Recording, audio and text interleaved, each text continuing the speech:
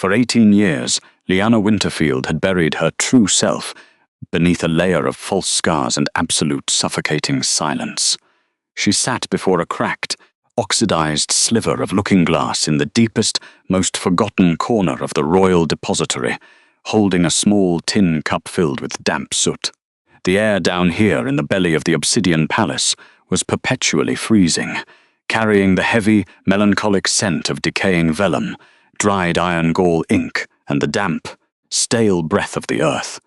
It was a miserable, lightless sanctuary, but it was the only place in the kingdom where a hunted anomaly could safely disappear. It was not vanity that forced the young woman into this grueling daily routine. It was the brutal reality of survival. She dipped 2 slender fingers into the gritty paste, feeling the rough, abrasive texture of crushed walnut husk mixed with river clay and hearth ash. Pressing the dark, foul-smelling sludge against her left cheek, she dragged her fingers downward in a jagged, violent line toward her jawline. As the heavy mixture dried in the freezing subterranean draught, it pulled her pale skin painfully tight. The clay contorted her delicate, symmetrical features into a highly convincing, horrifying mass of simulated burn tissue. She applied another layer over her eyebrow, ensuring that the illusion of a tragic, crippled omega remained entirely flawless. Beneath that hideous, carefully crafted mask, her blood sang with a lethal divine allure. The disguised scribe was a sunborn, the last living vessel of an ancient celestial gravity that the royal Lycanpax both feared and violently coveted. Her true appearance was not merely physically beautiful. It was a sacred, ancient weapon. If the dominant wolves of the capital were to look upon her unfiltered, radiant form, their inner beasts would go completely mad with instinctual worship. The feral devotion, commanded by her goddess lineage, would force powerful alphas to tear each other to pieces just to kneel at her feet, turning her into a caged prize to breed an unstoppable dynasty. To prevent that world-ending obsession, she willingly wore the face of a monster. But the physical disguise was only half of her cage. The real prison was the Veil Seal. Branded deeply into the nape of her neck by her late mother shortly before her death, the invisible magical sigil throbbed with a perpetual, freezing ache. It worked tirelessly to suppress the blinding, cosmic stardust that constantly sought to radiate from her pores. The hollow mark doesn't just contain your power, it creates a void, an absence where your magic should be. It constantly leached her natural warmth, leaving her shivering in the dark dampness of the cellar, replacing her celestial fire with a gnawing, empty cold that settled deep into her bones. The heavy wooden door at the top of the spiral stone staircase groaned, breaking the absolute silence of the underground room. The rhythmic, dragging shuffle of exhausted footsteps echoed down the steep granite steps. Lyanna did not flinch, nor did she reach for the iron letter opener on her desk. She recognized the unique, uneven cadence of her protector. Kenneth Thorne emerged from the deep shadows of the stairwell, carrying a battered, water-stained wooden tray in his trembling hands. The elderly royal archivist looked incredibly fragile today, his narrow shoulders bowed heavily, beneath the weight of his threadbare woolen tunic and decades of carrying dangerous secrets. The comforting, domestic scent of dried sage, old parchment, and peppermint tea always preceded him, cutting sharply through the damp rot of the cellar. He set the wooden tray gently onto the corner of her cramped, overflowing desk. A chipped ceramic mug released a thin, fragile ribbon of steam into the freezing air, accompanied by a small heel of dark rye bread wrapped in a linen napkin. Kenneth reached out, his corlused, permanently ink-stained fingers gently tilting her chin toward the meager, flickering light of a single beeswax candle. He inspected the freshly dried ash and clay on her face with deeply sorrowful, tired eyes. The old man had raised her since she was a terrified, glowing child, teaching her the silent language of hands and the art of becoming entirely invisible to the cruel world above. "The texture is flawless this morning, my little bird," the aging archivist whispered, his voice incredibly raspy from a lifetime of breathing in book dust and mold. "No one would ever look twice at you in the corridors. You are perfectly hidden." Lyanna offered a small, crooked smile that pulled painfully at the stiff, drying clay on her cheek. She raised her hands, her fingers moving in rapid, fluid, and highly practiced gestures. She had not used her vocal cords in nearly 2 decades, knowing that a single spoken word from a sunborn could resonate with enough magical frequency to shatter glass. "I am always careful, Master Thorn. You worry far too much about a ghost." Kenneth sighed heavily, wrapping his cold, trembling arms around his own waist as if trying to hold himself together. He looked up at the vaulted stone ceiling, his expression tight with mounting anxiety. "The capital is terribly restless today, Lyanna. The High Inquisitor has been prowling the upper corridors since dawn, whispering fresh political poison into the new king's ear. They are hunting phantoms. They are actively looking for anyone with a spark of the old magic to secure their absolute dominance over the realm." She tapped her chest, placing 2 fingers right over the freezing, painful void of the magical brand, and signed back with deliberate slowness. "My spark is buried deep beneath the ice. I am just a mute, broken scribe. I do not exist to the Grand Court." The old man smiled, though the gesture was hollow and did not reach his exhausted eyes. He reached out and gently patted her unmarred shoulder, offering the quiet, pragmatic wisdom that had kept them alive for so long. A girl who has never been seen cannot be replaced, because she was never there to begin with. He turned to arrange a stack of heavily bound tax ledgers on a nearby reading table, but the quiet domestic sanctuary was shattered without a single second of warning. A concussive, deafening boom rattled the subterranean ceiling, dislodging a heavy rain of fine grey dust from the ancient stone arches. The massive iron-bound doors of the depository did set open. They were kicked violently inward. The rusted iron hinges shrieked in high-pitched protest before the wood slammed brutally against the granite wall. A sudden, violent influx of freezing draft instantly snuffed out the beeswax candle, plunging the periphery of the vast room into deep, terrifying shadows. Lyanna instinctively dropped to the floor, scrambling frantically behind a towering row of wooden shelves, pressing her spine hard against the damp stone wall. Her heart hammered against her ribs in a frantic, terrified rhythm, pumping freezing adrenaline through her veins. Heavy footsteps rang out sharply on the flagstones. These were not the shuffling, careful steps of a palace scholar. They were the hard, measured, aggressive strikes of military boots, accompanied by the menacing, metallic clink of heavy chainmail. Through a narrow, dusty gap between 2 ancient encyclopedias, the disguised Omega peered out into the dim light. Bartholomew Kane stepped into the meager illumination of the room's single remaining oil lamp. The High Inquisitor wore an immaculate, blood-red velvet coat that looked absurdly vibrant in the gloom, fastened tightly at the throat with a polished silver wolf head clasp. His unique olfactory aura preceded him, hitting Lyanna's sensitive nose like a physical blow. An aggressive, cloying wave of sharp atmospheric ozone, polished steel, and the unmistakable, sickening rot of boundless political ambition. Kane surveyed the dusty room with a sneer of profound, aristocratic disgust, deliberately brushing a stray cobweb from his pristine sleeve with a black leather glove. Flanking the cruel advisor was a terrifying, impenetrable wall of muscle and grey fur. Guardstone ducked beneath the low archway, his massive, hulking frame barely contained by his stretched leather and iron uniform. The enforcer radiated raw, predatory aggression, his glowing amber eyes scanning the shadows for any sign of a physical threat. "Master Thorn," the ambitious wolf murmured, his voice a silky, perfectly practiced hum that completely failed to mask his underlying sadism. "What a quaint, miserable little tomb you have built for yourself down here in the dark." Kenneth stood slowly, deliberately moving away from the desk where his foster daughter was hiding. He bravely drew the dangerous predators toward the center of the room. using his fragile body as a shield.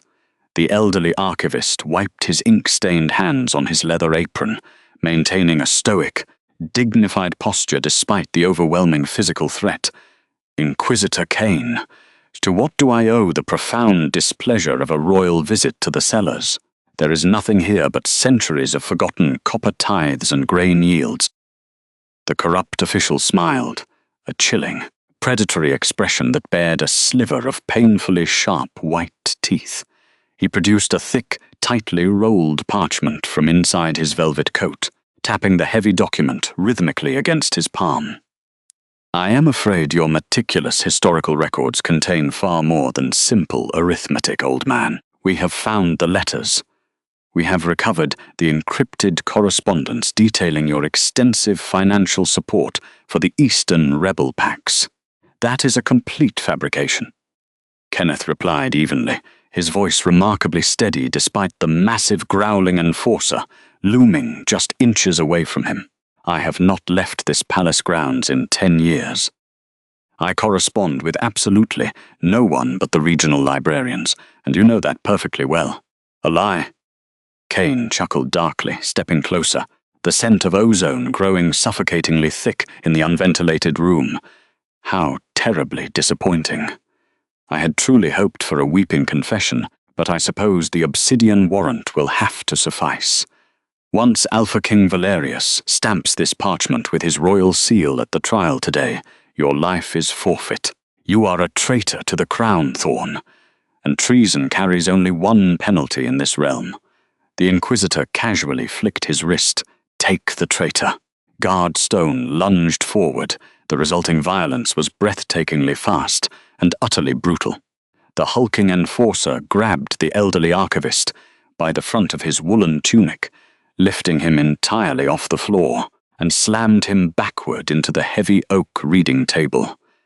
The ancient wood groaned and splintered under the sheer physical impact. Massive stacks of fragile vellum tumbled to the floor, scattering across the stones like broken bird wings. A large glass bottle of black ink shattered violently, pooling across the uneven flagstones like dark, thick blood. In her cramped hiding place, Lyanna felt her legendary control begin to slip. The sheer terror of watching her only father figure being brutally assaulted ignited the dormant celestial core deep within her chest.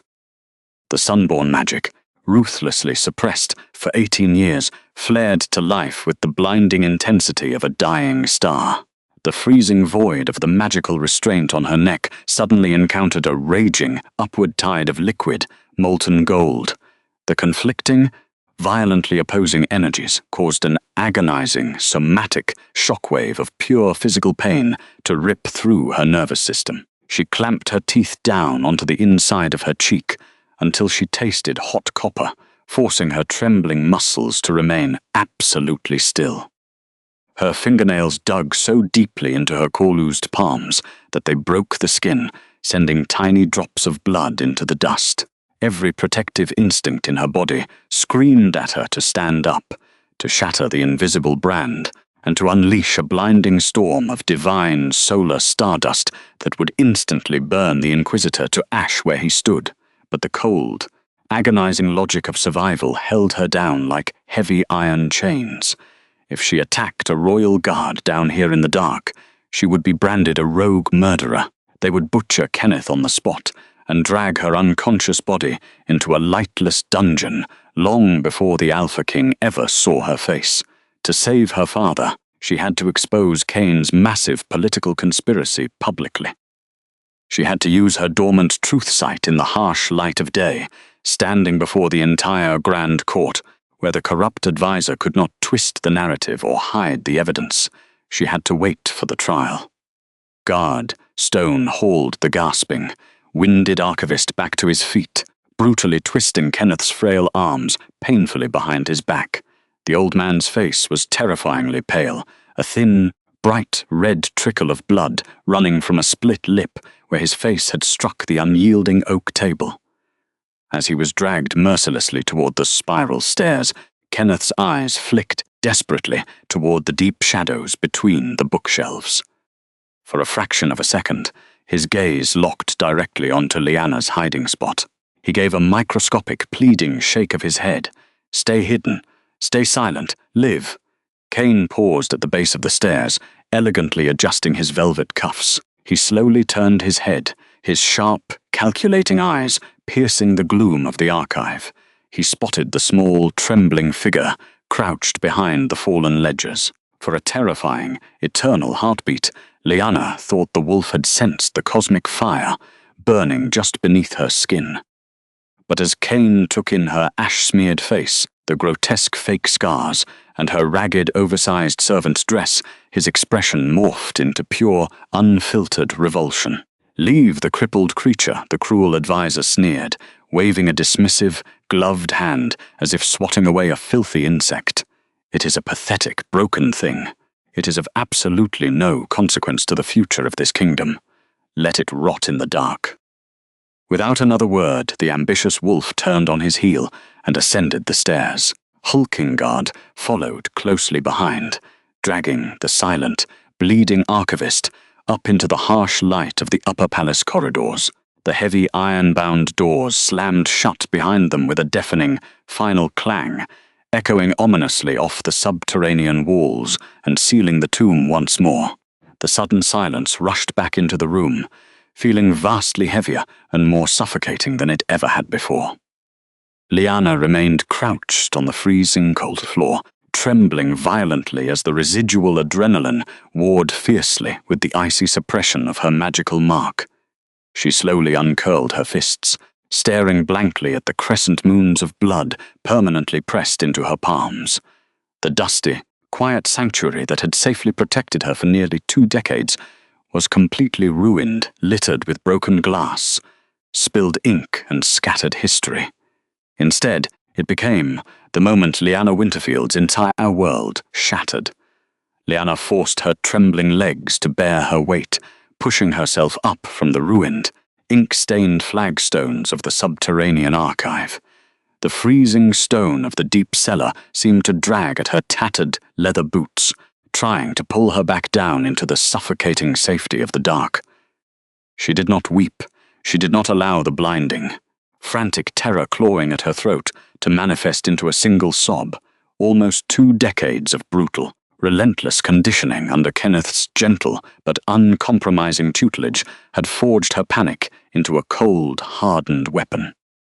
She reached for the torn remnants of the linen napkin that had wrapped her meager breakfast, methodically binding her bleeding palms.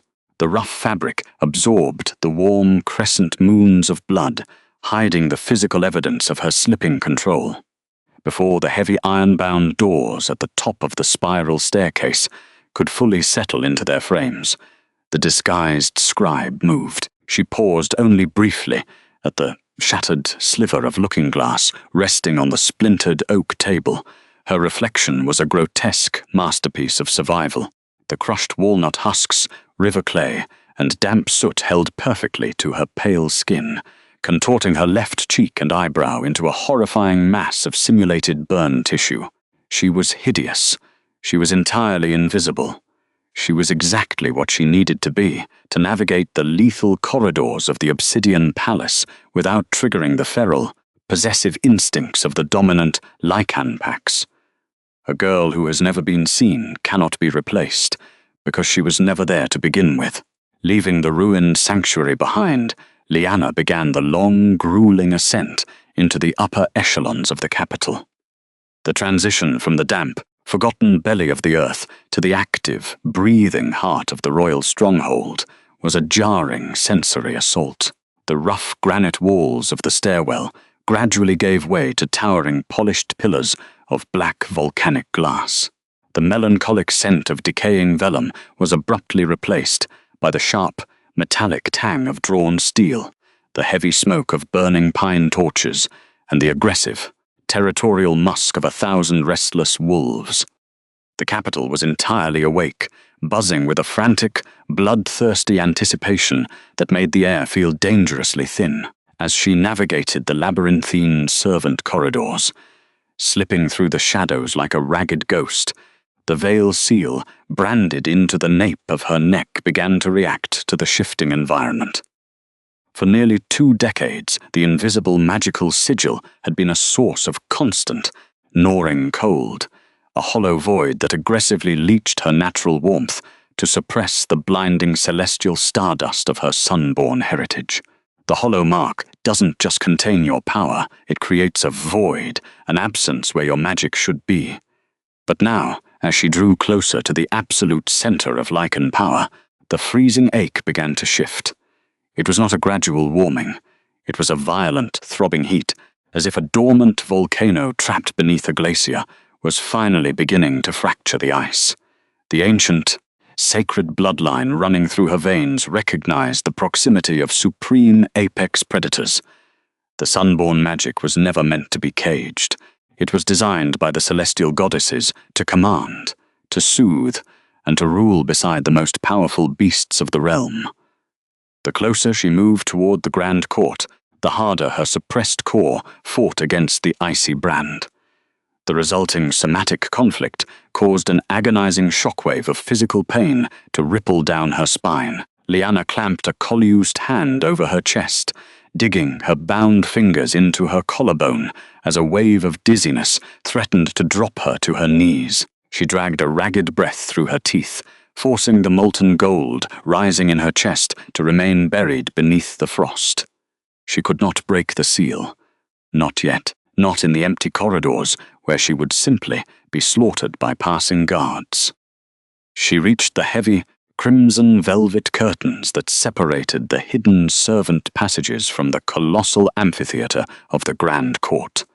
The ambient noise bleeding through the thick fabric was a low, terrifying rumble of dominant growls, shifting armor, and murmuring aristocratic voices. Lyanna slipped through a narrow gap in the velvet, keeping her head bowed so deeply that her chin rested against her collarbone. She seamlessly blended into a tight huddle of terrified, low-status omegas who stood at the absolute periphery of the massive chamber.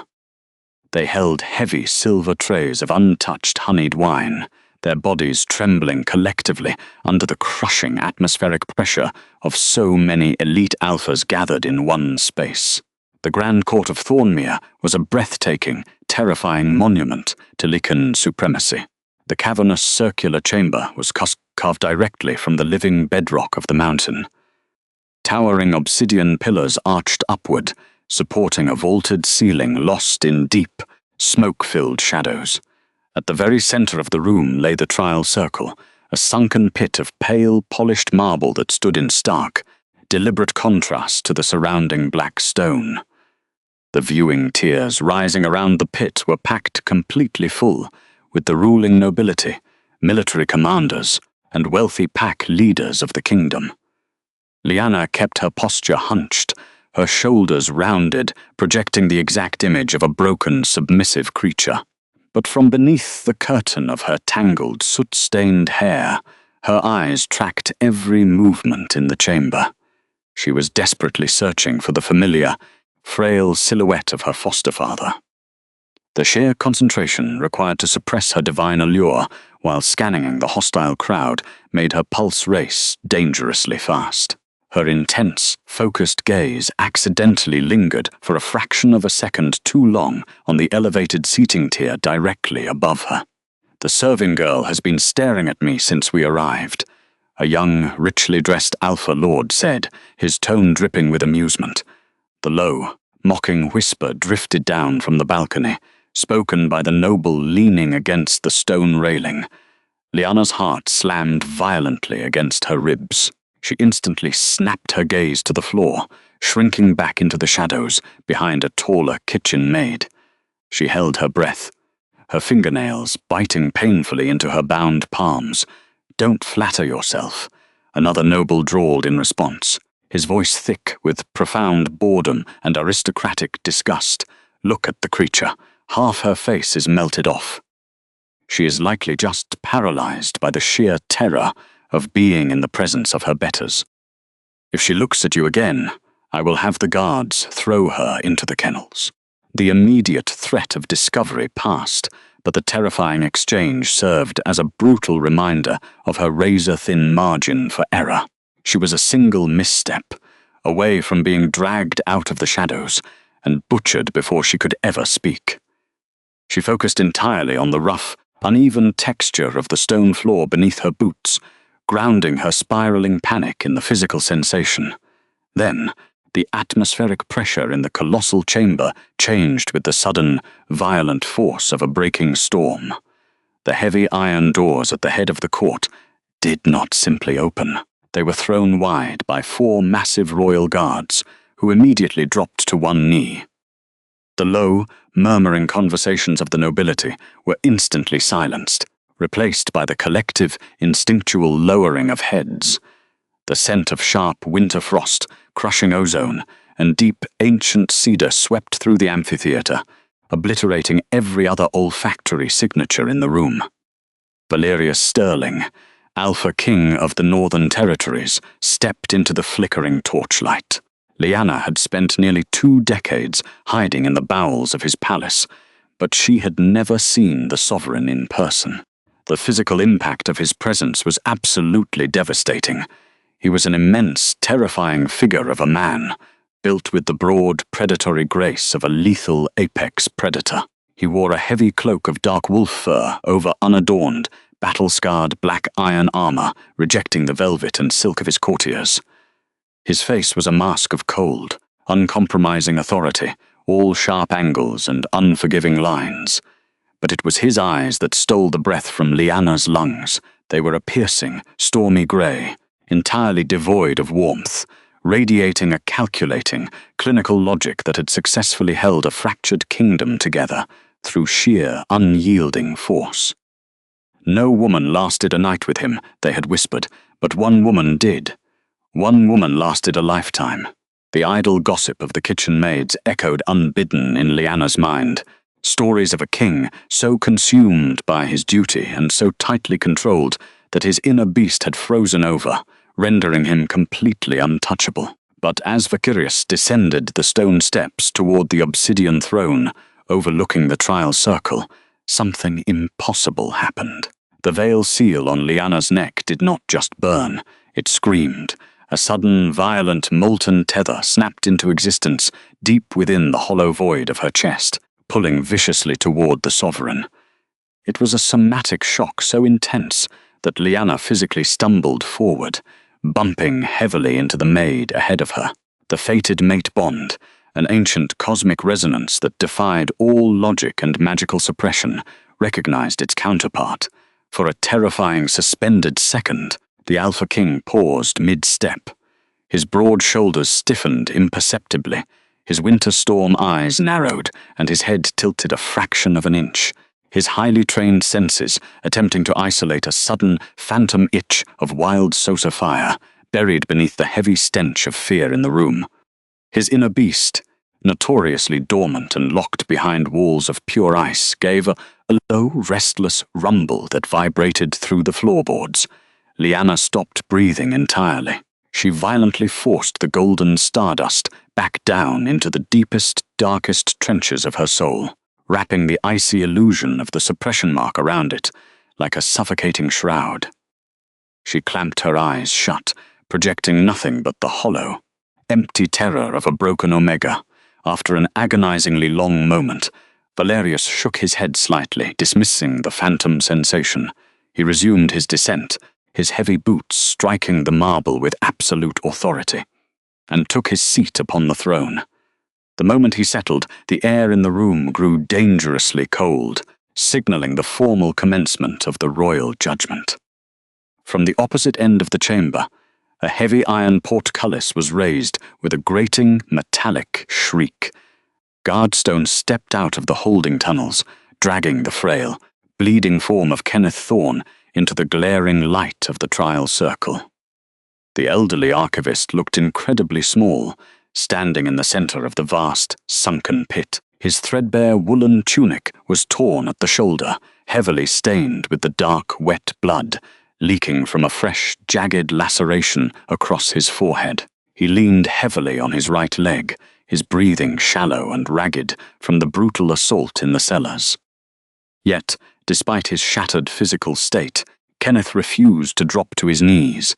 He stood with his narrow shoulders pulled back, his chin raised in quiet, stoic defiance, the ultimate display of silent, unyielding dignity in a room entirely built to crush it.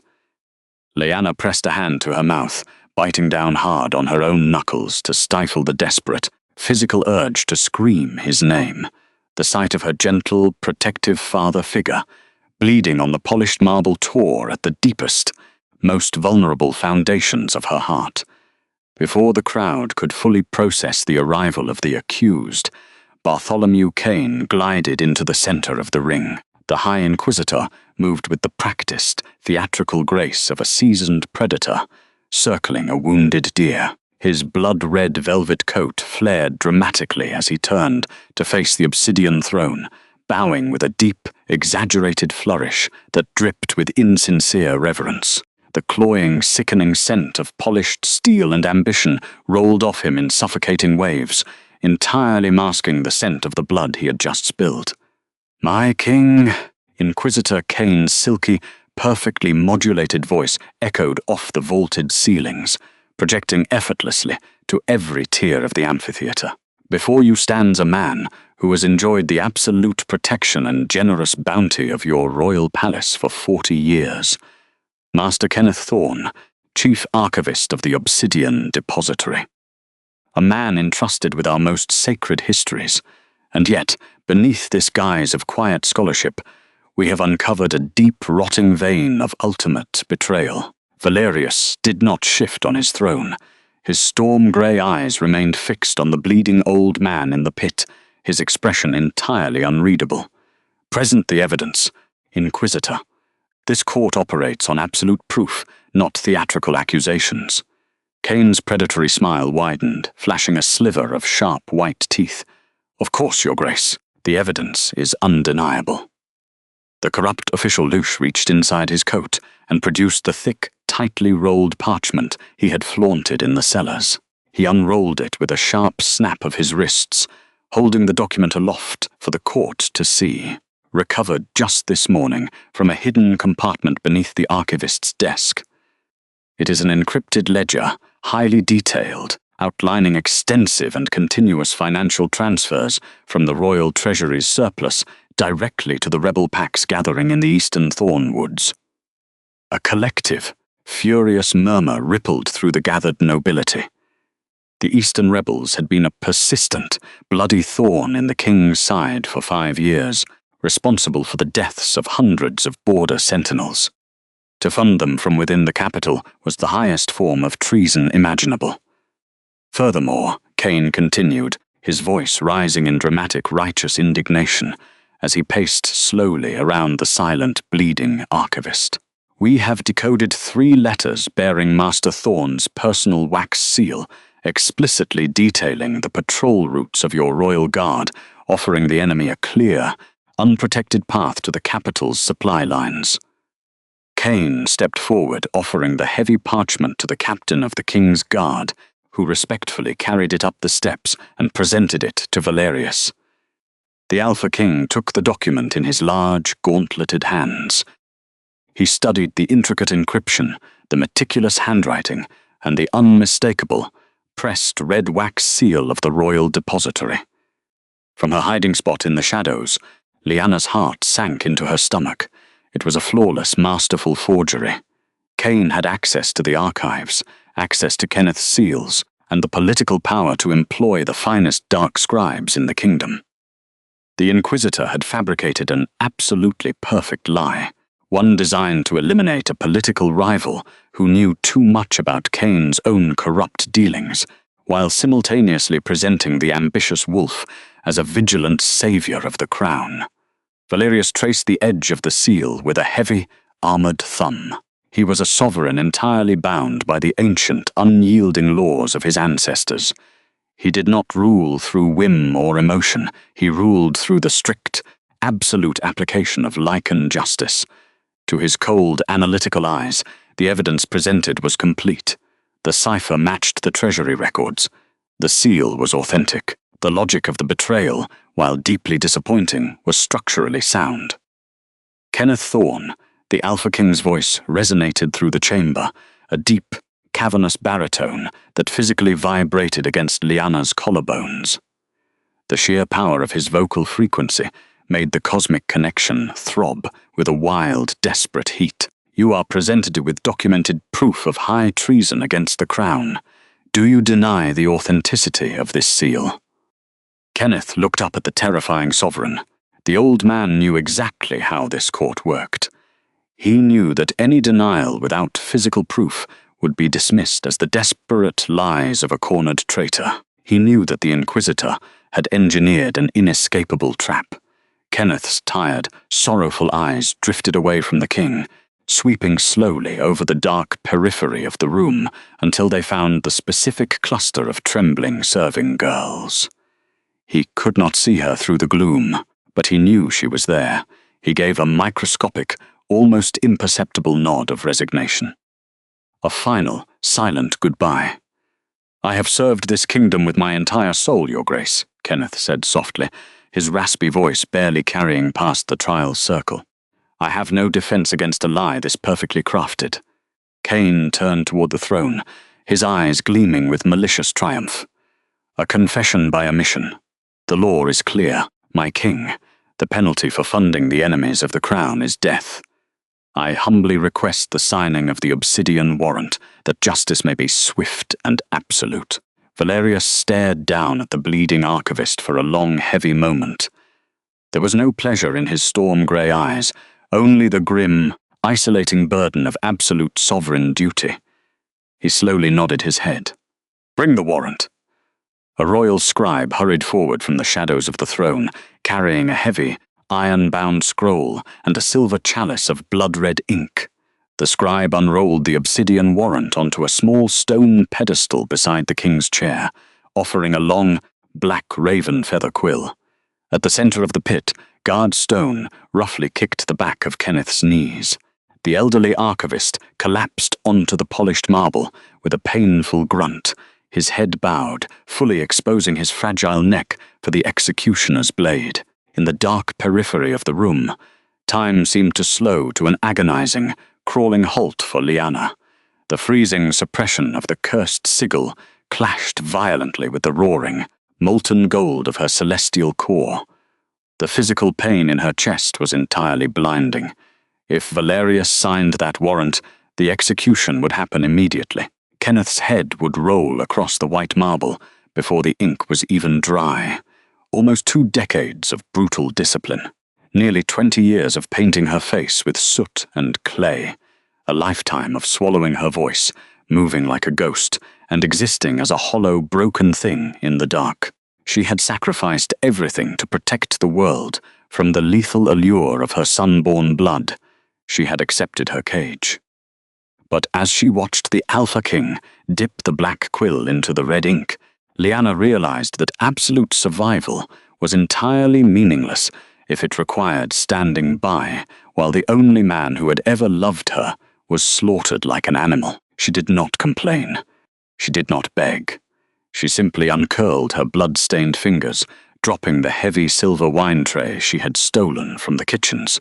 The resulting crash of polished metal against the stone floor echoed like a gunshot through the breathless, silent tension of the grand court. Every single head in the massive amphitheater snapped toward the sound. The terrified Omegas surrounding her immediately scattered, scrambling away in pure panic, leaving the ragged, heavily scarred, ash-covered girl standing entirely alone in the shadows. She lifted her chin. She paid no attention to the mocking nobles. She disregarded the furious, confused High Inquisitor. She locked her eyes directly onto the storm-grey gaze of the Alpha King, and for the first time in 18 years, she prepared to use her voice. Drawing breath to speak for the first time in nearly 2 decades was a brutally physical, agonizing process. Lyanna pulled the heavy, smoke-filled air of the grand court deep into her lungs, feeling the unused muscles of her throat tighten and resist. For 18 years, she had meticulously conditioned herself to swallow every cry of pain, every gasp of terror, and every whisper of defiance. She had buried her voice beneath a mountain of crushing silence, knowing that a single spoken word from a sunborn carried a resonant, celestial frequency that could shatter glass and awaken the dormant instincts of any Lycan in the vicinity. But as she stood at the periphery of the polished marble pit, watching the executioner's raven feather quill hover dangerously close to the obsidian warrant, the time for silence abruptly ended. "We are small things in a world of teeth.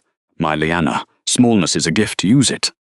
Kenneth had whispered those exact words to her 1,000 times in the freezing, lightless belly of the royal archive. He had taught her to shrink, to hide her divine allure beneath soot and clay, and to become entirely invisible to the cruel, predatory society that ruled the capital above. But as she looked down at her fragile foster father, bleeding on the cold stone, she knew she could no longer remain small. Because when she saw him lying there, broken and abandoned by the very kingdom he had served for 40 years, something in her roared that she had to save him, even if saving him destroyed her completely. Lyanna parted her lips. The first sound that escaped her was a soft, rough exhale, followed immediately by a single, perfectly articulated word that cut through the cavernous chamber like a finely honed silver blade. Stop. It was not a shout. It was not a desperate, hysterical scream. It was spoken at a normal conversational volume, yet the ancient, dormant magic lacing her vocal cords carried the sound effortlessly across the vast expanse of the amphitheater. The single syllable resonated with a bizarre, harmonic acoustic weight vibrating directly against the teeth and collarbones of every dominant wolf in the room. The ambient murmuring of the gathered nobility died instantly, replaced by a suffocating, deeply confused silence. At the center of the trial circle, Bartholomew Kane snapped his head toward the shadows, his blood-red velvet coat swirling violently around his knees. The High Inquisitor's sharp, calculating eyes narrowed as they searched the dim periphery, finally landing on the solitary, ragged figure standing amidst the dropped silver wine tray. He took in her oversized, filthy servant's dress, her tangled hair, and the horrifying, meticulously crafted mass of simulated burn tissue covering the left side of her face. The brief flash of genuine surprise on the corrupt advisor's face rapidly melted into an expression of profound, unfiltered aristocratic disgust. The heavy, breathless tension in the room held for 3 agonizing seconds before the High Inquisitor threw his head back and laughed. It was a cruel, theatrical, mocking sound that echoed harshly off the volcanic glass pillars. The tension broke, and the viewing tiers immediately erupted into a chaotic chorus of sneers, jeers, and guttural chuckles. The ruling nobility of Thornmere, eager to follow the lead of the powerful Inquisitor, leaned over the stone railings to openly mock the scarred scribe. They pointed their jewel-encrusted fingers at her tattered leather boots and her ash-smeared skin, their sharp laughter creating a deafening wave of pure humiliation that crashed down upon the sunken pit. To them, it was the ultimate, absurd insult to the royal court, a broken, crippled kitchen slave daring to interrupt the Alpha King's sacred justice. But upon the obsidian throne, Valerius Sterling did not laugh. The Alpha King sat absolutely frozen, his immense battle-scarred frame locked in a state of sudden, violent physical tension. The raven feather quill suspended over the red ink trembled violently in his gauntleted hand. The moment the ragged serving girl had spoken, the soul-deep tether, a cosmic resonance that had remained completely dormant and locked behind walls of pure ice for his entire adult life, did not just awaken. It detonated. A searing, white-hot tether snapped into existence, deep within the hollow cage of his ribs, yanking him forward with such brutal somatic force that he physically gasped. The invisible bond throbbed with a wild, desperate heat, burning away the icy clinical logic that had successfully held his fractured kingdom together for years. His inner beast, a notorious and terrifying entity that had never yielded to any provocation, began to claw frantically at the inside of his chest, completely agitated by an intoxicating phantom scent of wild cedar and solar fire that it could not quite locate beneath the heavy stench of the crowd. Valerius slowly lowered the quill to the stone pedestal, his piercing, storm-grey eyes locking onto the ash-covered girl with an intensity that could melt iron. Ignoring the deafening wave of mockery raining down upon her, Lyanna took a deliberate step forward. She moved out of the deep shadows and directly into the harsh, flickering torchlight of the trial's circle. Her movements were entirely devoid of the submissive, hunched terror expected of an Omega.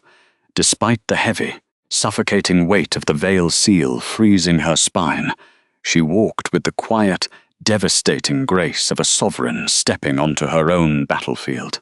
Kenneth Thorne lifted his bleeding head from the polished marble, his sorrowful eyes widening in pure, unfiltered horror as he realized what she was doing.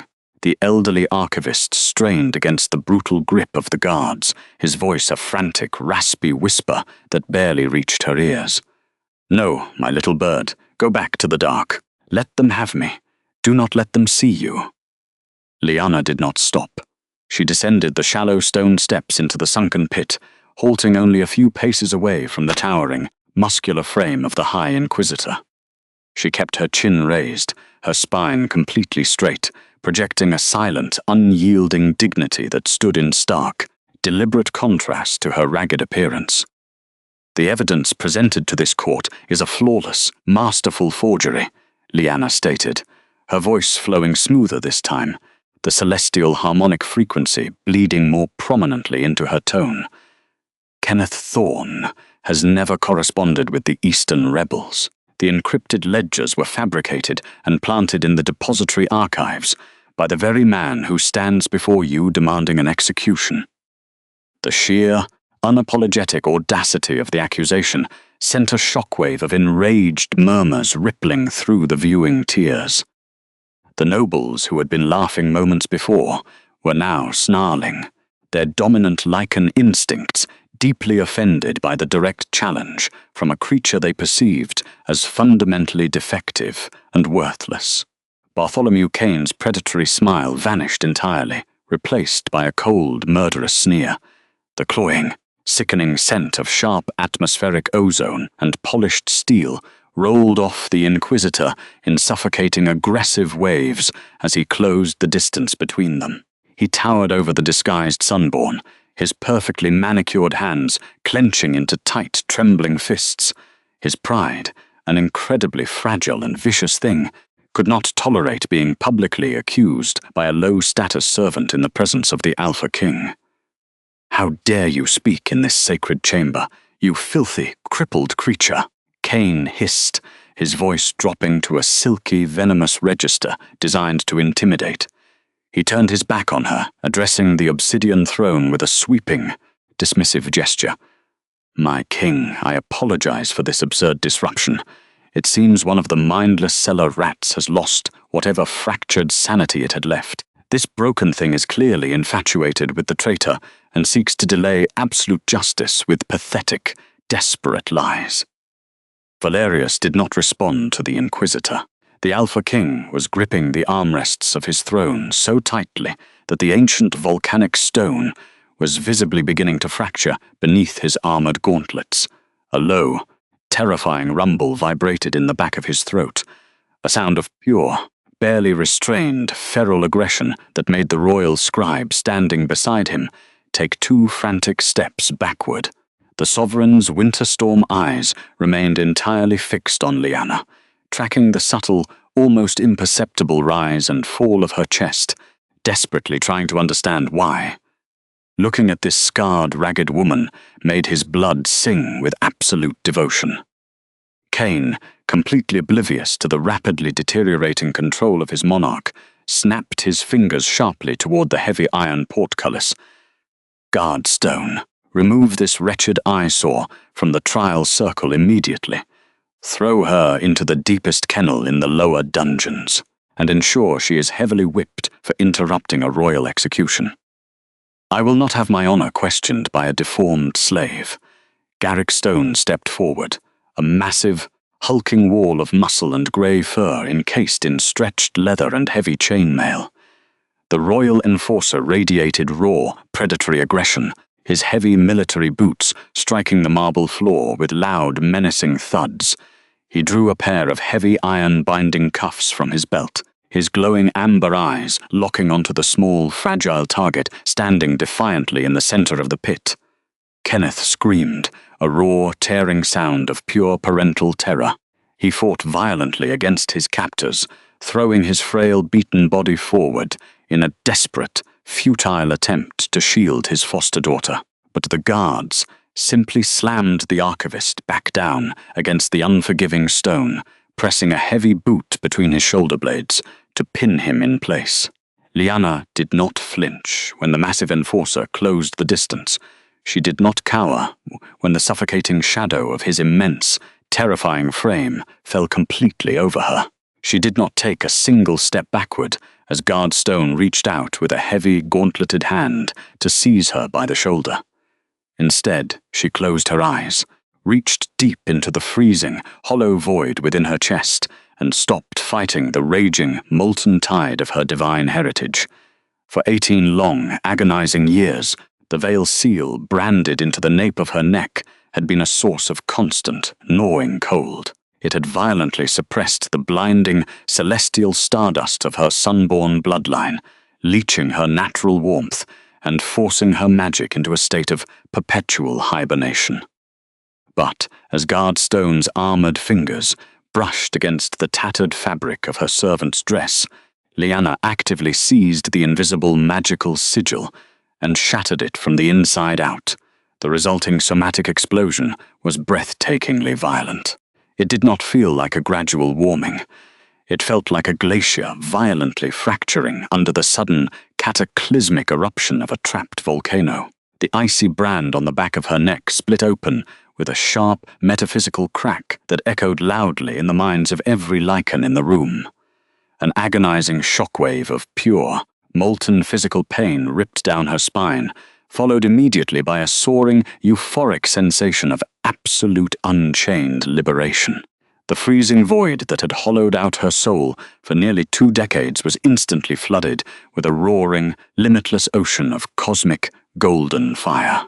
The physical manifestation of the broken seal struck the Grand Court with the force of a localized hurricane. The heavy, oppressive scent of smoke, ozone, and fear that had choked the amphitheater was suddenly and violently, completely obliterated. It was washed away by an overwhelming sacred aroma of burning wild cedar, sun-drenched earth, and the sharp, intoxicating sweetness of pure solar fire. The temperature in the cavernous stone chamber spiked dramatically, the bitter winter draft vanishing as a wave of intense physical heat rolled outward from the center of the trial circle.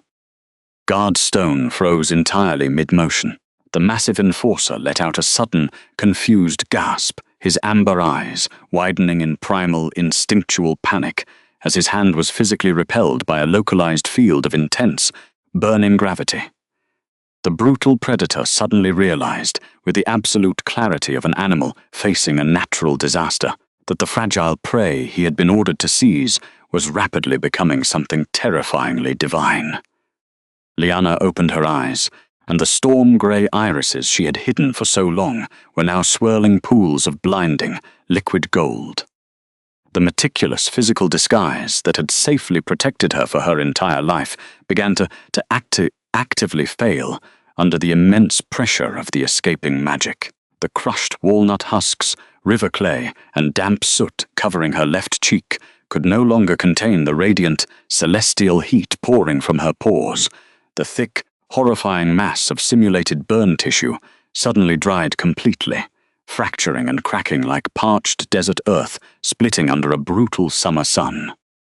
Through the jagged, spreading fissures of the dark clay, blinding rays of pure cosmic stardust began to leak into the dim, torchlit court.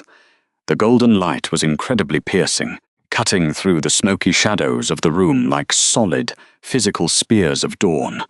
It was a terrifying, beautiful illumination that did not just light up the stone. It exposed the deep, undeniable truth of everything it touched. The cruel laughter of the viewing tears died a sudden, choked death. The mockery dissolved instantly into a collective, suffocating silence of pure shock as the gathered nobility stared down at the impossible transformation occurring in the pit. The broken, deformed kitchen slave was actively shedding her hideous skin, and the raw, overwhelming power leaking from the cracks was rapidly bringing the entire room to a standstill. Bartholomew Kane stumbled backward, his polished leather boots slipping on the marble floor.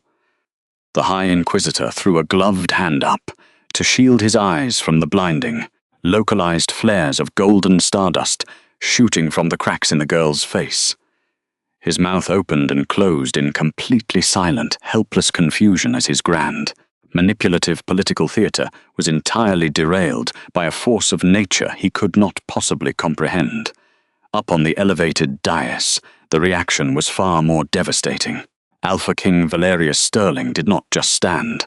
He surged upward with such sudden, explosive force that the heavy obsidian throne scraped backward against the floor, with a deafening shriek of grinding stone.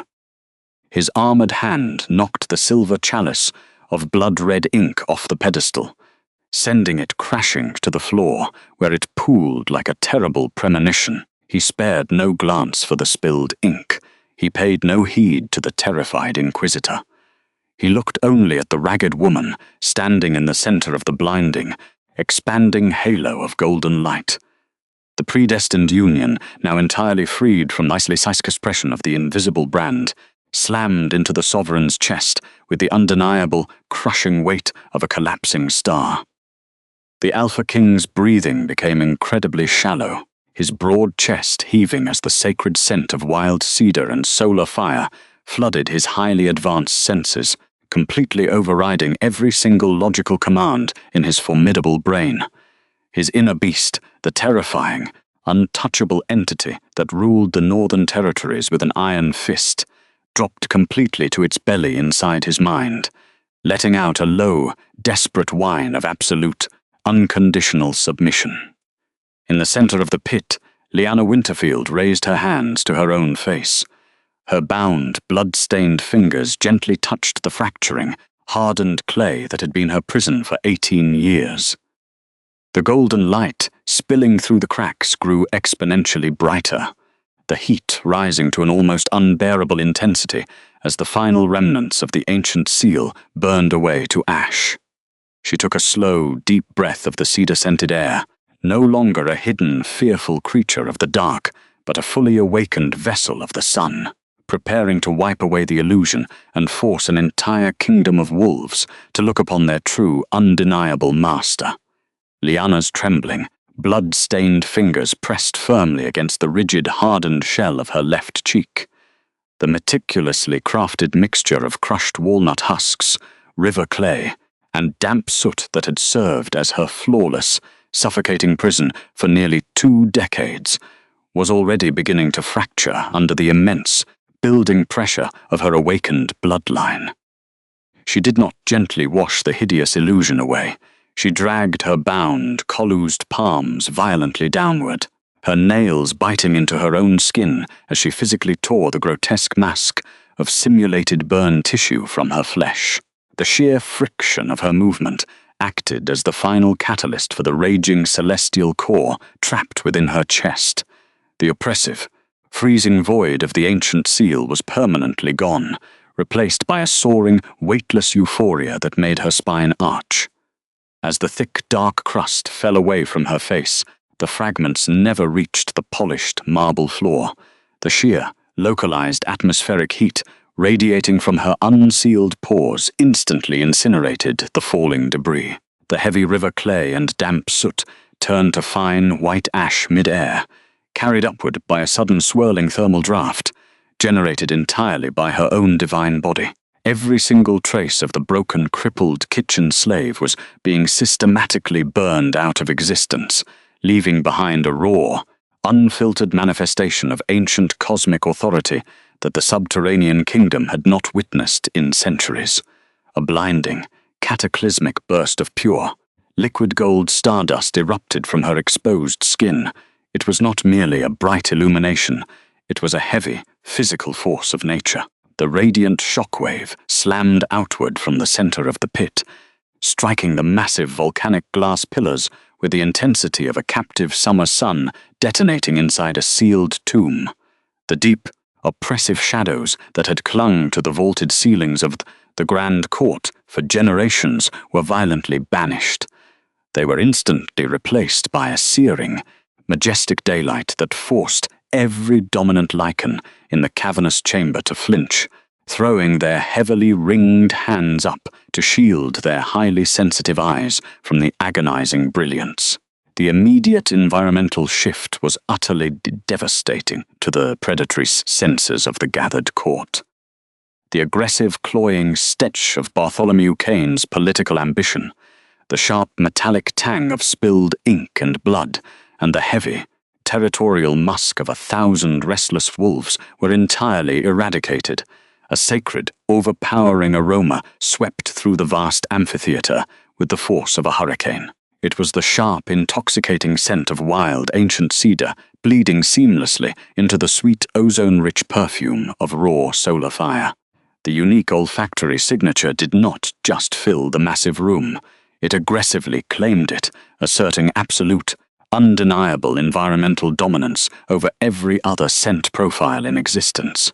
The freezing winter draft that perpetually haunted the Northern Territories was physically pushed back by the expanding perimeter of her magic. The thick frost clinging to the high arched windows melted in an instant, trickling down the thick glass like warm tears. The cold white stone of the sunken pit rapidly heated beneath her tattered leather boots, radiating a comforting, sun-drenched warmth that stood in stark, poetic contrast to the hostile, unforgiving architecture of the royal stronghold. The air itself grew thick and heavy with floating, luminescent particles of stardust, creating a localized cosmic sphere that completely insulated the ragged woman from the violent political theater surrounding her. Garrick Stone, standing mere inches away with his heavy iron-binding cuffs still raised, bore the full, unfiltered brunt of the celestial shockwave. The sudden, exponential spike in gravitational pressure hit his broad, heavily armored chest like a massive battering ram. The hulking royal enforcer let out a choked, breathless gasp as his heavy military boots were physically pushed backward across the slick marble floor. He staggered wildly, his thick, battle-hardened muscles locking into a state of involuntary, rigid paralysis. The ferocious beast within him did not even attempt to fight the golden aura. It violently rejected the very concept of aggression, forcing the massive guard to drop his restraints. The cuffs clattered uselessly against the stone, a hollow, pathetic sound that marked the absolute end of physical force in the sacred space. His glowing amber eyes, previously alight with brutal, unyielding predatory aggression, dilated instantly into massive, trembling black pools of primal terror and awe. The hulking enforcer shrank back, crossing his thick, muscular arms over his face in a desperate attempt to shield himself from the overwhelming majesty of the radiant figure before him. He was a creature bred entirely for violence and absolute obedience to the crown. But the ancient, hard-wired instincts of his lichen biology recognized a hierarchy far older and far more supreme than any royal decree. He could not stand in her presence. His knees began to physically shake under the crushing weight of her divine gravity. Up in the towering viewing tiers, the reaction was a simultaneous, catastrophic biological failure of the entire ruling nobility. Hundreds of elite dominant alpha and beta wolves experienced the crushing, unyielding weight of the sunborn heritage all at once. Their highly advanced biology, specifically hardwired to project fierce authority and demand immediate submission from lesser creatures, suddenly encountered the ancient cosmic apex of their world. A collective, agonizing groan rippled through the packed stone benches. The intense, radiant heat made the wealthy aristocrats sweat profusely beneath their heavy winter furs and embroidered velvets. A sudden, overwhelming pressure clamped down on the base of their skulls. a biological imperative screaming at them to lower their eyes, to bare their throats, and to yield completely to the blinding light in the pit. The predatory dominance they had wielded over the kingdom for decades was instantly crushed by a higher celestial gravity. Proud, arrogant pack leaders who had never bowed to anyone. But the sovereign found themselves gripping the stone railings with trembling hands, their breath coming in short, panicked gasps as their internal beasts whimpered in helpless, unconditional reverence. The cruel, mocking laughter that had filled the chamber moments ago was entirely replaced by the terrifying, suffocating silence of a conquered species. On the polished floor of the trial circle, Kenneth Thorne lay bleeding from his lacerated forehead, his frail body trembling violently as he witnessed the impossible transformation. The elderly archivist did not look away from the blinding light. Tears of profound relief and overwhelming awe carved clean tracks through the dust and blood on his pale face. He had spent his entire adult life hiding a frightened, glowing child in the lightless belly of the earth, teaching her to shrink and vanish to survive. Now he watched with a bursting heart as his quiet, gentle daughter actively unspooled the infinite, terrifying majesty of the sun, finally stepping out of the dark and into the absolute center of the world. In the heart of the blinding halo, Lyanna lowered her blood-stained hands to her sides. The dark soot that had matted her tangled hair for 18 years was burned away in a single flash of harmless, radiant heat. The ragged, filthy locks transformed instantly, cascading down her narrow back in a thick, flowing waterfall of luminescent, silver-gold silk that seemed to catch and hold the ambient stardust in its strands. The tattered, oversized servant's dress still hung loosely from her shoulders, but it no longer looked like the pathetic garments of a slave. It looked like the discarded, irrelevant shell of a mortal life she had entirely outgrown. Her face, finally stripped of its hideous, carefully maintained camouflage, was revealed to the breathless court in breathtaking, severe perfection. She possessed the sharp, unforgiving beauty of a drawn blade and the radiant, undeniable warmth of a summer dawn. Her pale skin literally glowed from within, kissed by a subtle, moving constellation of tiny golden embers that drifted across her high cheekbones like living diamond dust.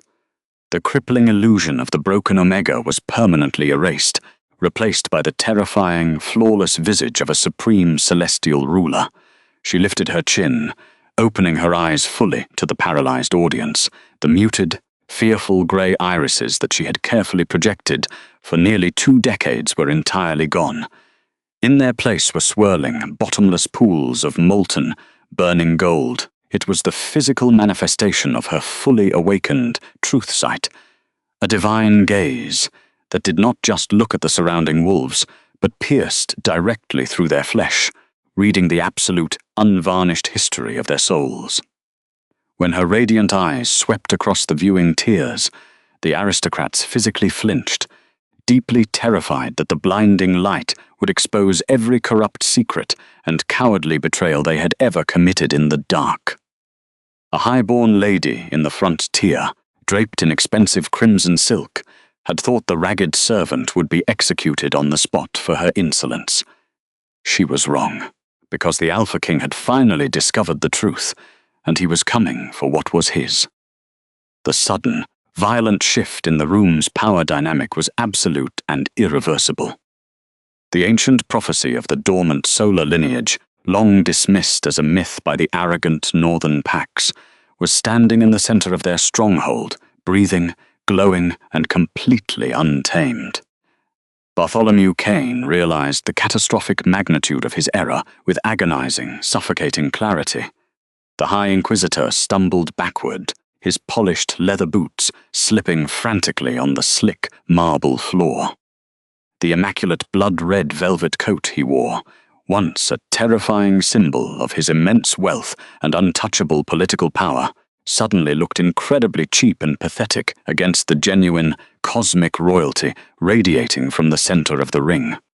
Kane tried to command his limbs to flee, to retreat into the comfortable, manipulative shadows he loved so much, but his own lichen biology violently betrayed him.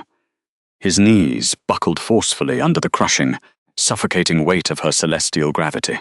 He hit the stone floor hard, jarring his spine with a painful crack, and immediately curled inward like a dying insect. The corrupt advisor pressed his trembling, gloved hands tightly over his ears, desperately trying to block out the overwhelming harmonic resonance of her mere existence. His grand, meticulous political theatre had been entirely derailed by a force of nature he could not possibly comprehend or control.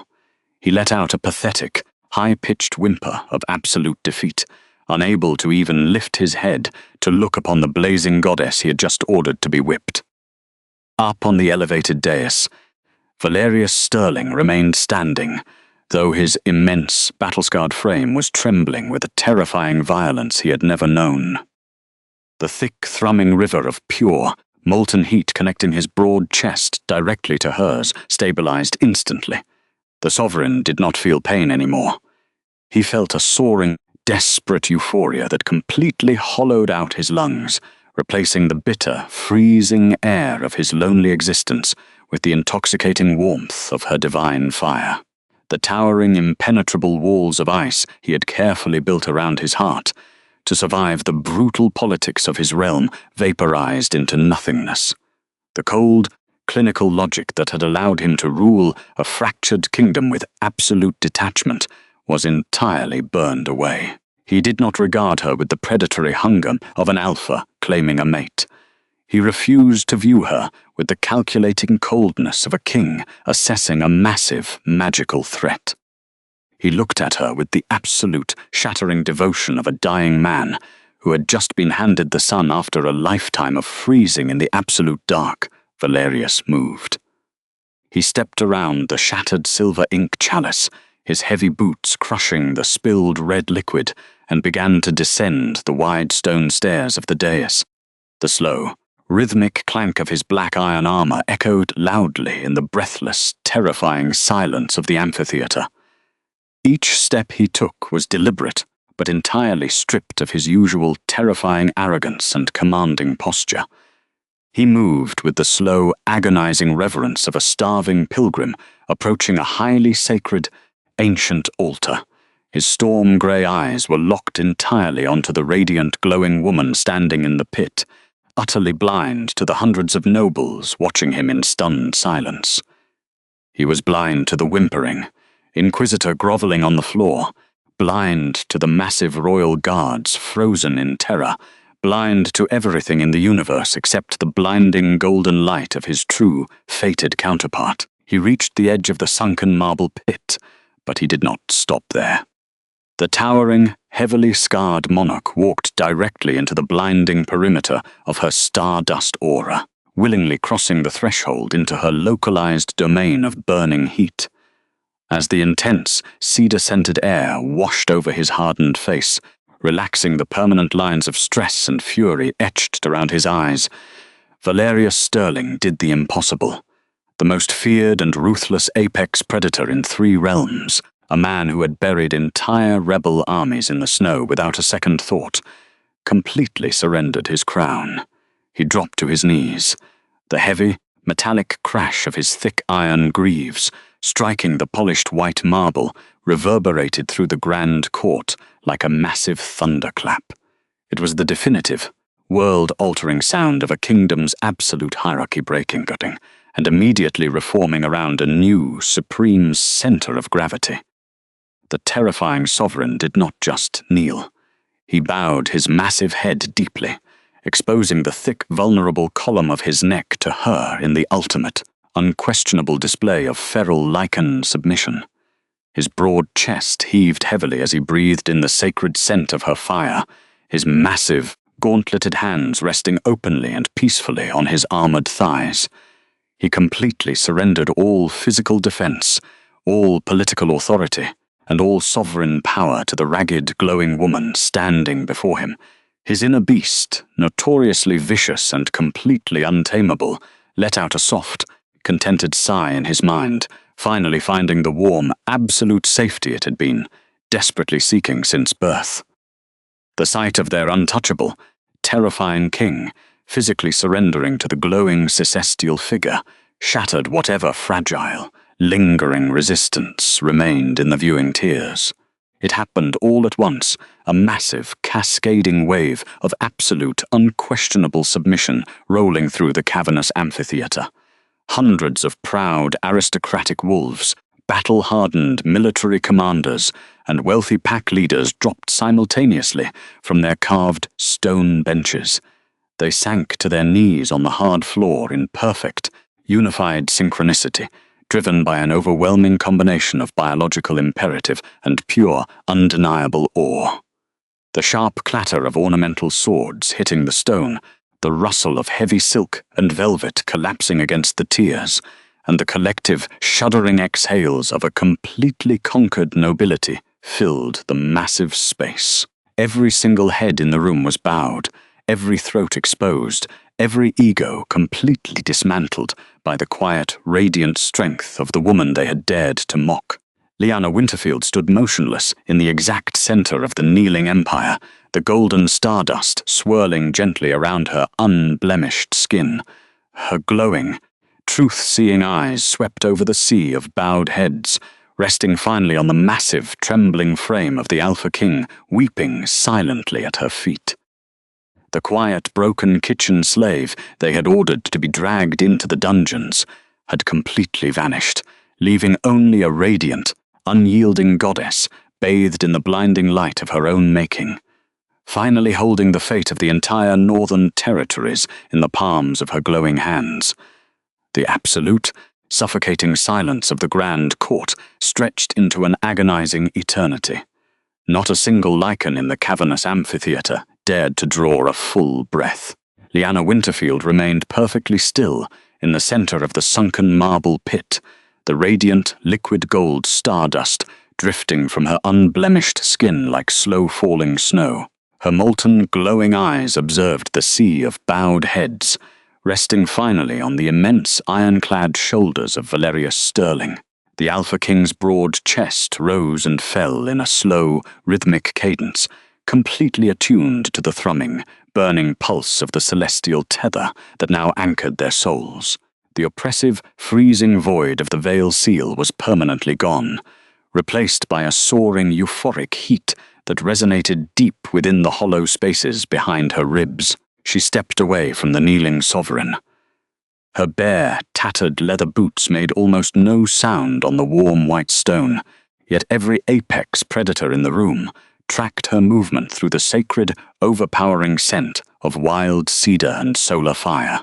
She approached the whimpering, broken form of the High Inquisitor. Bartholomew Kane lay curled in a pathetic, trembling ball of blood-red velvet, his face pressed hard against the floor in a desperate attempt to hide from the blinding celestial gravity crushing his spine. "You demanded absolute proof, Inquisitor," Lyanna said softly. Her voice was completely devoid of anger, yet the ancient, harmonic frequency of her sun-born heritage carried the words effortlessly to the highest viewing tiers. "You manipulated this court with forged ink and stolen wax, fully prepared to execute an innocent man to feed your own ambition. But the celestial lineage does not deal in parchment or political whispers. We deal in the absolute, unvarnished truth." She extended her right hand, the crescent moons of dried blood on her collused palms illuminated by her own internal radiant fire. She did not cast a complex academic spell. The ancient magic of her bloodline was intuitive, deeply sensory, and emotionally driven. She reached out with her mind, letting a thick ribbon of golden stardust drift from her fingertips to envelop the trembling aristocrat. The mirror of truth, a divine mechanism dormant for centuries, violently awakened. The golden light bled outward, floating across the vast expanse of the pit toward the towering obsidian pillars that supported the vaulted ceiling. As the celestial light struck the ancient polished volcanic glass, the dark stone did not simply reflect her aura. It absorbed the magic, rippling and shifting like the surface of a disturbed midnight lake. The mirror of truth was not a simple optical illusion. It was a physical, aggressive extraction of reality, bypassing all deception to project the undeniable history of a corrupt soul. The massive pillars suddenly illuminated, casting moving, three-dimensional memories across the breathless court. The amphitheater was suddenly filled with the distinct, atmospheric acoustics of a private, opulent study. The heavy, metallic tang of spilled ink in the trial circle was abruptly overlaid by the phantom, cloying scent of expensive spiced wine and burning beeswax candles. The projection was so flawlessly detailed that the gathered nobility could see the fine, embroidered threads on the velvet coat of the man sitting behind the heavy mahogany desk. It was Bartholomew Kane, completely alone in his private chambers, operating under the arrogant assumption of absolute secrecy. The Phantom Inquisitor leaned forward, his sharp face illuminated by a single flickering flame, holding a small, meticulously carved block of hard pine wood. The court watched in breathless, horrified fascination as the memory cane pressed the wooden stamp into a pool of melting red wax, creating a flawless, identical replica of the Royal Depository's official seal. The visual evidence was entirely damning, but the truth sight magic projected the auditory and emotional reality with equal, devastating force. The cavernous grand court echoed with the sharp, scratching sound of a raven feather quill tearing across raw parchment. The audience heard Kane perfectly replicating Kenneth Thorne's jagged, uneven handwriting.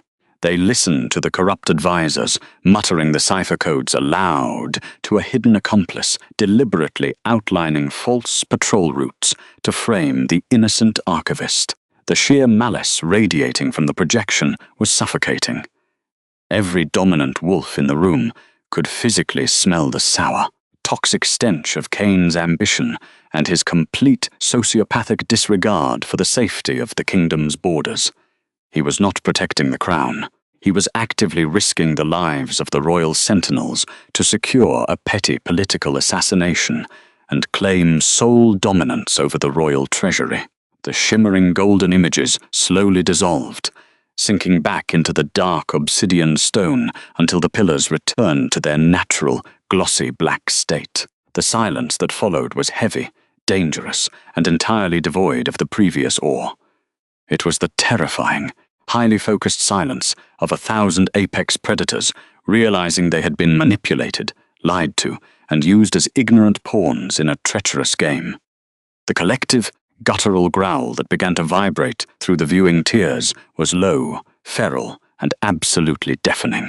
It was the terrifying sound of a unified pack turning violently on a traitor. Lyanna lowered her hand, the intense light receding back beneath her skin. She looked down at the corrupt advisor. He was hyperventilating, his mind completely shattered by the forced public extraction of his deepest sins. "Guard stone," Lyanna stated, her words dropping like heavy iron weights into the tense, aggressive atmosphere. The hulking royal enforcer, who remained frozen on his knees at the edge of the marble pit, flinched at the sound of her voice. His glowing amber eyes lifted, completely stripped of their former brutal aggression. He looked at the radiant, glowing woman with the absolute, unquestionable devotion of a loyal hound awaiting a divine command. He did not look up at the elevated dais or the Alpha King for permission. The ancient, hardwired hierarchy of his lichen biology had already shifted entirely to the sunborn sovereign. "Take this man," Lyanna ordered, gesturing gracefully toward the sobbing aristocrat. "Strip him of his velvet, his insignias, and his rank. He has confessed his treason before the crown and the ancestors. Remove him from my sight." Garrick Stone rose to his feet with terrifying, brutal efficiency.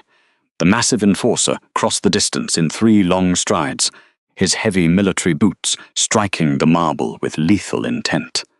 He reached down, burying his thick, gauntleted fingers into the collar of Kane's immaculate coat, and hauled the broken Inquisitor off the floor with a single, effortless jerk. Kane offered absolutely no physical resistance. His fragile political empire, built on decades of careful lies and manipulation, had evaporated into ash in less than 5 minutes. The ambitious wolf hung limply in the guard's massive grip, his legs dragging uselessly across the polished stone.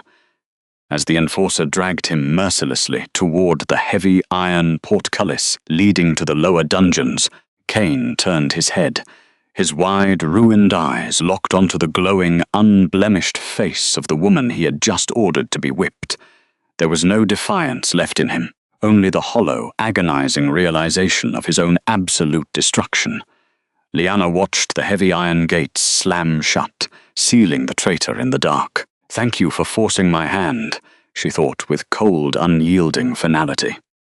Because being forced into the light had allowed her to claim a better destiny, a better kingdom, a better life, and she would never, ever look back. With the toxic presence of the corrupt advisor permanently removed from the sacred space, the blinding, intense glare of her localized aura gently softened.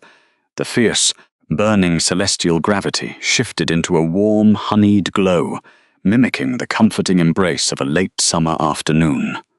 Lyanna turned her back on the furious viewing tears, her liquid gold eyes finding the frail, bleeding form of the man who had sacrificed everything to protect her. She crossed the sunken pit, the heavy, luminescent silk of her newly transformed hair trailing through the warm stardust. Completely disregarding the hundreds of elite, wealthy nobles watching her every movement, the sunborn goddess sank to her knees on the hard marble floor. She leaned over Kenneth Thorne, the quiet, domestic intimacy of the gesture grounding the high magic spectacle in raw, earnest human emotion. The elderly archivist was still struggling to draw breath, his narrow chest heaving beneath his torn, blood-stained woolen tunic. Lyanna reached out, her glowing, unblemished hands hovering gently over the deep, jagged laceration on his forehead. The sacred mating link throbbing behind her ribs provided an endless, roaring supply of cosmic energy, but she channeled it with surgical, loving precision. The physical sensation of the solar healing was breathtakingly gentle. The golden embers drifting across her skin transferred directly into Kenneth's wounds. The deep, agonizing ache of bruised bone and torn tissue was instantly washed away by a rush of pure, soothing warmth. The court watched in absolute, reverent silence as the dark, wet blood on his face actively evaporated. The torn edges of his fragile skin knit themselves back together perfectly, leaving absolutely no scar, no mark, and no physical memory of the brutal assault he had endured in the cellar. Kenneth's raspy, uneven breathing smoothed into a calm, steady rhythm. He slowly opened his tired eyes, blinking against the radiant light, framing his foster daughter's severe, beautiful face. The old man lifted a trembling, ink-stained hand, his coal-used thumb gently brushing against her flawless, glowing cheek. "My little bird," Kenneth whispered, his voice thick with overwhelming pride and deep, sorrowful relief. "You are not small anymore. The whole world can see you." Lyanna leaned into his rough palm, a single, warm tear escaping her golden eyes to trace a luminescent path down her jawline. "I am exactly what you made me, Father," she replied, her voice breaking with genuine, quiet emotion. "I am safe. We are finally safe." She helped the exonerated archivist sit up, ensuring he was entirely stable before she slowly rose to her feet. The grueling, agonizing era of hiding in the dark was permanently over. Lyanna turned her attention back to the massive, terrifying figure dominating the center of the room. Valeria Sterling had not moved a single muscle. The Alpha King remained firmly planted on his knees, his heavy iron greaves resting on the white marble, his broad, battle-scarred hands open and empty on his thighs. He was the most feared apex predator in 3 realms, a sovereign who commanded 10,000 lethal wolves, yet he waited in absolute frozen silence for her judgment. The thick, thrumming river of molten heat connecting their souls vibrated with a desperate, agonizing vulnerability that demanded immediate physical contact. Lyanna closed the distance between them, her tattered servant's dress brushing against the polished stone. As she stepped into his immediate proximity, she looked down at the broad, heavy slope of his armored shoulders, taking in the sheer, devastating physical power that he was willingly yielding to her.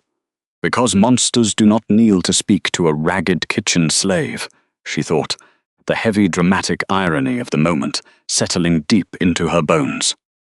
Because monsters do not yield their crowns in absolute silence. Because monsters do not look at me the way you do. The Alpha King slowly tilted his head backward, offering his exposed throat to her in the ultimate unquestionable display of feral lichen submission. His storm-grey eyes, once a terrifying mask of clinical logic and freezing winter ice, were entirely melted. They swam with a raw, agonizing devotion that completely hollowed out her chest. He was drowning in the blinding light of her existence, and he had absolutely no desire to be saved. Valerius raised a single, trembling, gauntleted hand. He did not reach for her waist or her face, acutely aware of his own massive, destructive strength. He stopped mere inches from the tattered hem of her discarded disguise, silently, desperately asking for permission to touch the divine vessel that had shattered his dark world.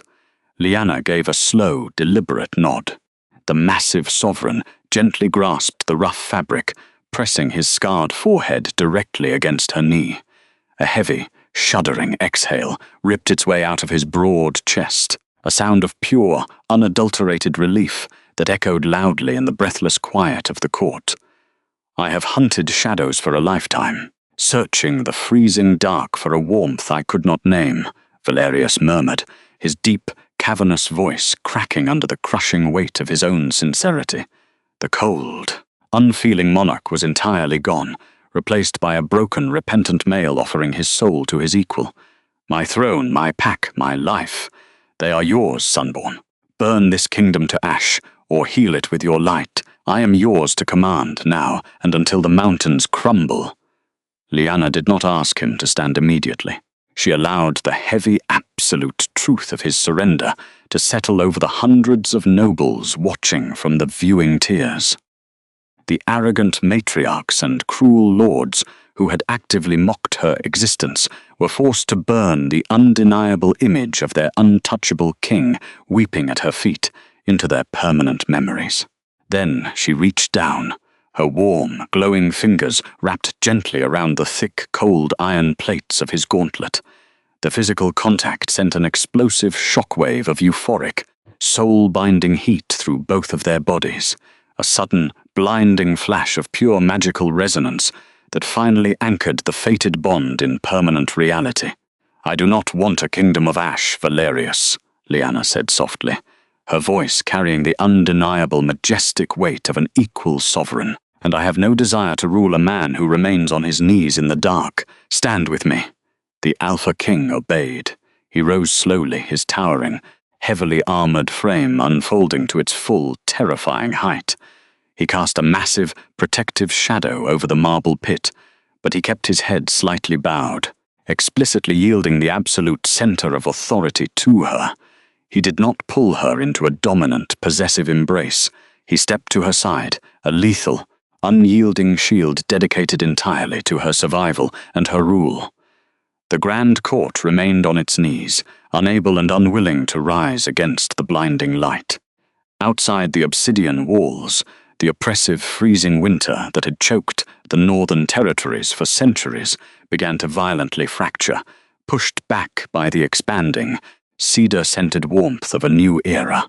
The silent, scarred scribe who had vanished in the dark was gone forever, and in her place stood the radiant, undisputed queen of the realm, holding the heart of the most dangerous beast in the world, perfectly safe in her glowing hands.